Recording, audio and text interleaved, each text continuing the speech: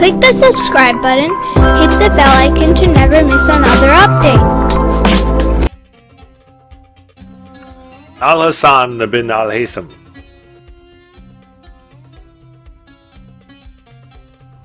Al-Hasan bin al-Haytham dedicated himself to learn science and gain knowledge. He came up with many scientific theories. And he wrote books, treatises, and researches. He started to shine among other scientists in his age. His fame has reached Egypt, and so the Fatima Caliph al-Hakam heard of him. P.S. The title of the Caliph is literally translated as the ruler by the commands of Allah.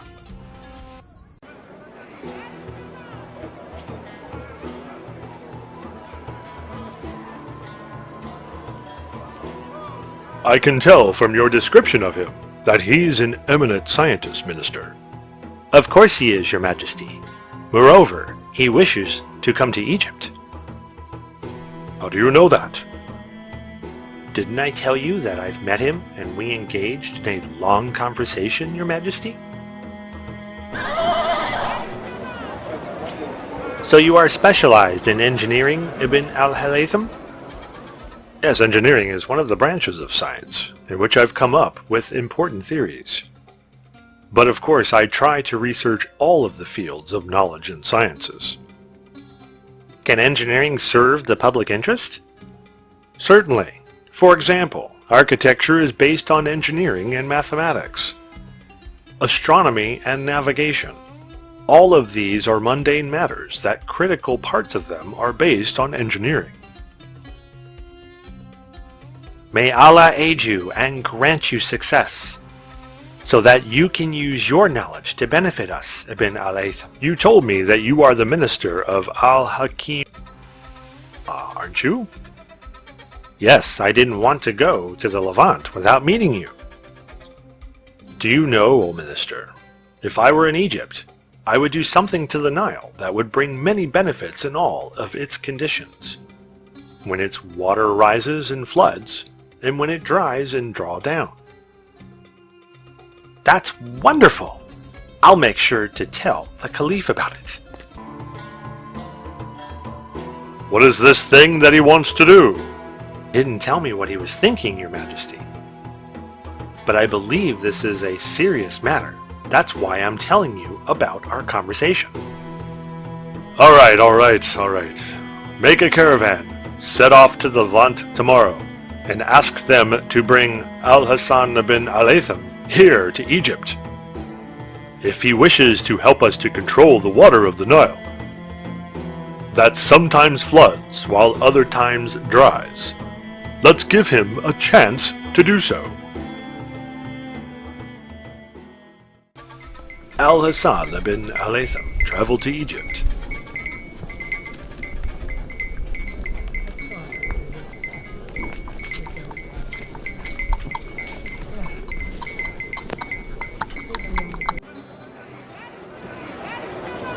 When he arrived, he received a cordial welcome by Al-Hakim, and he treated him with great generosity.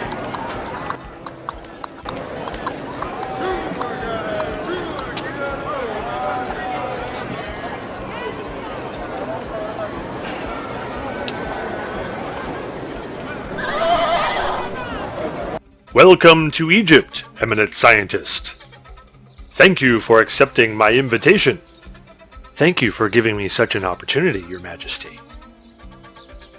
Your house is going to be here, and you'll be provided with whatever you need.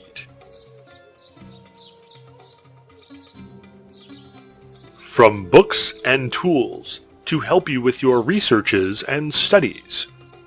More importantly, to help you to establish your project. What project? I was told that you have a solution for the Nile River problem that would help us to benefit from the river, whether it floods or dries. That's true, Your Majesty, but it's just a theory. It's time to verify your theory. Here is the Nile. I chose your house to look directly on it, so that you would start your work immediately. What are you laughing at? Pardon me, Your Majesty. I didn't mean to offend you, but you didn't even ask me what my theory is, or whether staying here would be useful or not. Isn't your theory related to the Nile River? That's true, Your Majesty. My stay here would definitely benefit me for some time, so that I can study the drawdown and the rise in the river's water level. But I have to travel to the south to see for myself.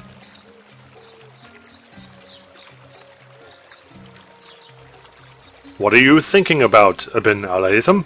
A dam. A dam? Yes, an enormous dam.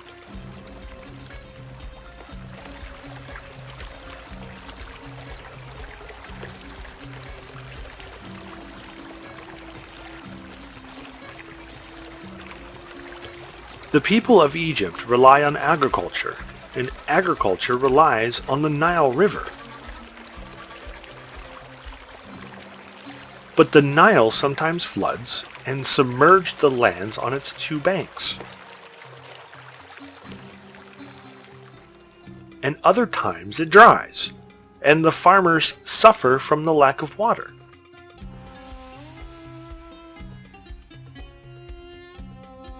If we build a dam at the south of Egypt,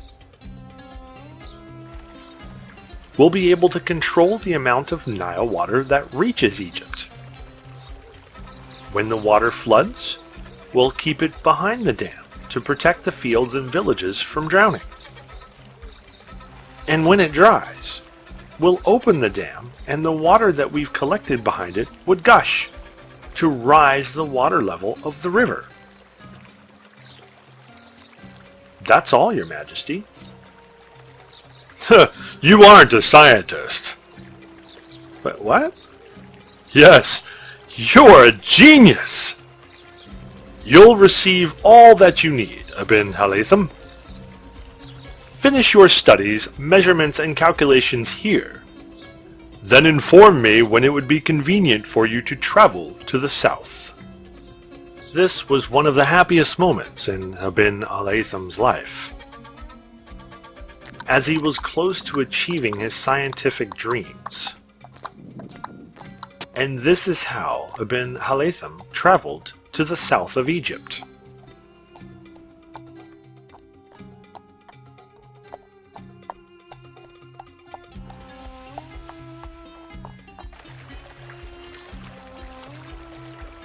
To Aswan.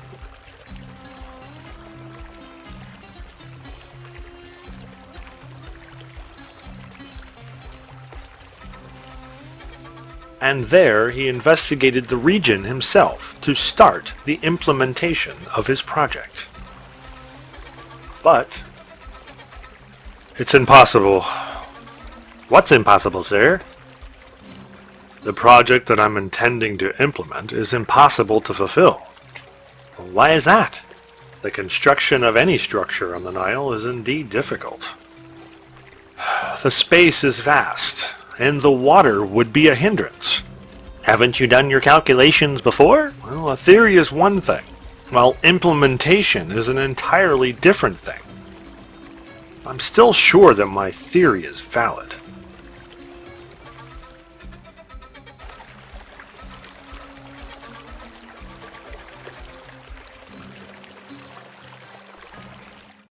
But what? Isn't the theory valid like you're saying? I believe so, Your Majesty. What's preventing you from starting the project? I told you that I would provide you with everything that you need. It requires enormous resources. No matter how much we try, it will be nothing but a waste of time, Your Majesty. The river is long. Perhaps a time would come when construction tools become more evolved, and builders would be able to establish the dam that I have in mind. But it won't be easy to build any structure on the river at the present time. Was it difficult to build those pyramids thousands of years ago? Its construction is an engineering mystery, Your Majesty. That's why it's an agricultural miracle. Don't you want to build an agricultural miracle of your own as well? Well, I wish I could, Your Majesty, but I know that this attempt is going to fail. I got my hopes up as well. I got my hopes up that I would be immortalized in the history books because of this construction, but I'll find other methods to immortalize my name.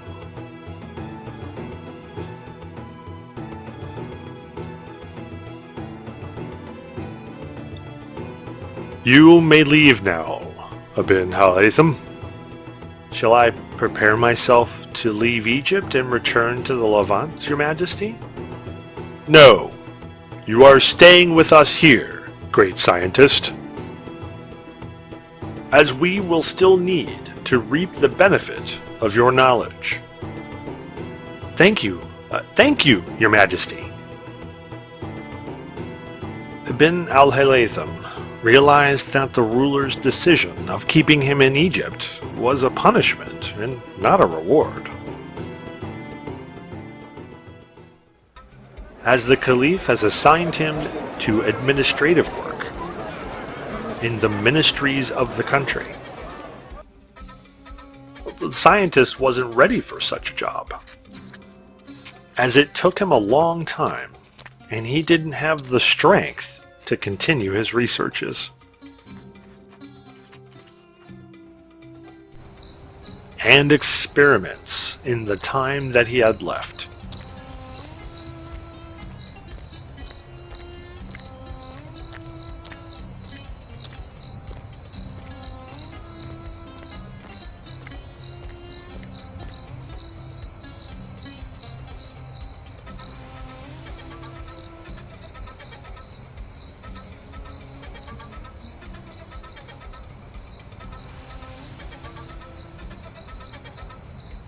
And the great scientist felt that he has reached an impasse, as he doesn't dare to refuse the request of the Caliph, who's known for his violence. And at the same time, he can't continue doing this job.